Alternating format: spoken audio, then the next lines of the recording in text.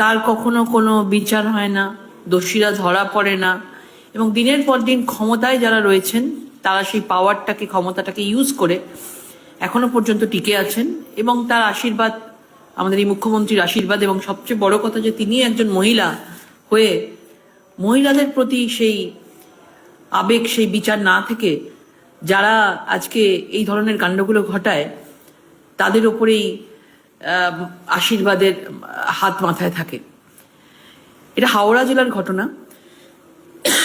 একজন পরিবারের অভিযোগ যে তারা একটা হাওড়াতে প্লট কেনে, জমি কেনে, এবং জমি কেনার পর যখন তারা ওখানে গেছেন তার বিনিময়ে তৃণমূল কংগ্রেসের লোকেরা সেখান থেকে প্রোটেকশন মানি চাইছেন। কি প্রোটেকশন মানি? এটাই হচ্ছে তোলাবাজি, কাটমানি।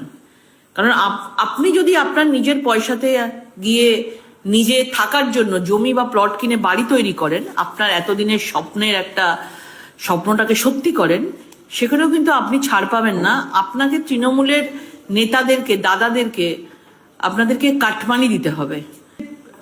রাজি হন না, এবং তার জন্য তার শাস্তিও তার পরিবারকে পেতে হয়। এবং নাবালিকা, 13 বছরের নাবালিকাকে একটা অকথ্যভাবে অত্যাচার করে, তাকে ধর্ষণ করার চেষ্টা করা হয়, এবং সেই চেষ্টা যদি ব্যর্থ হয় তাকে প্রাণঘাতী হামলা করা হয়, এবং সে এখন হসপিটালে রয়েছে, এবং জীবন মৃত্যুর সঙ্গে প্রচুর আঘাত লেগেছে তার, এবং জীবন মৃত্যুর সঙ্গে সে এখন লড়াই করে যাচ্ছে। এবং এই ঘটনা নিয়ে আমাদের জাতীয় মানবাধিকার কমিশনের যিনি চেয়ারম্যান রয়েছেন প্রিয়াঙ্ক কানুনগো, উনি আমাদের সোশ্যাল মিডিয়ার মাধ্যমে উনি বিষয়টাকে সামনে এনেছেন, এই ভয়াবহ ঘটনাটা যেটা হয়েছে।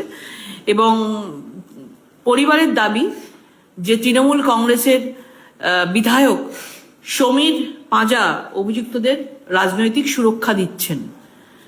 আপনারা ভেবে দেখুন, মানে আজকে 13 বছরের নাবালিকা বা তার পরিবারের পাশে না থেকে একজন তৃণমূলের বিধায়ক তিনি সেবা করার জন্য এসছেন, সেখানে তিনি তার উল্টে যারা এই ধরনের কাণ্ড ঘটিয়েছেন এবং যারা এই 13 বছরের নাবালিকার উপর অত্যাচার করেছেন তাদেরকে প্রোটেকশন দিচ্ছেন, সুরক্ষা দিচ্ছেন। এবং এটাও শেষ না, তারপরেও নাবালিকার মায়ের ওপর সাঙ্গপাঙ্গ নিয়ে গিয়েও তার উপরে অত্যাচার করা হয়।